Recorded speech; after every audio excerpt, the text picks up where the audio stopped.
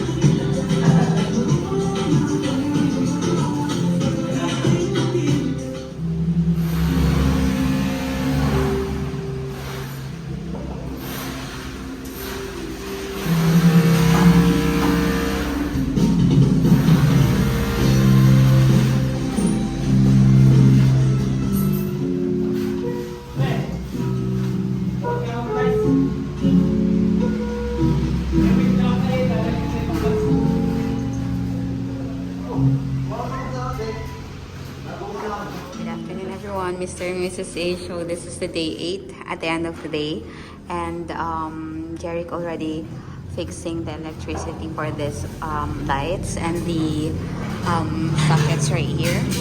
Then some of the wall already have some first coating of paint, and the restroom wall is already built. Same with the sink. The sink is already done here. The old restroom. I'm sorry. The old restroom is already, the wall's already gone, and they already put some of the tile adhesive on the wall. And they already put something to block the exhaust of the area. And this is the restroom for now. They already dig some of the, what do you call that? for the plumbing. Yeah, straight right there for the new septic tank. This is the small, what do you call this? Commercial space. That will be the restroom. And they haven't started here yet. That will be the restroom for this small commercial space and a small sink right here. And this one, it will gonna be a closed wall. So, ayan po for today's video. There.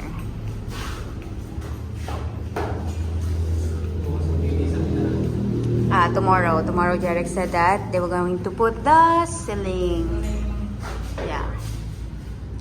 Okay, thank you for watching. Bye.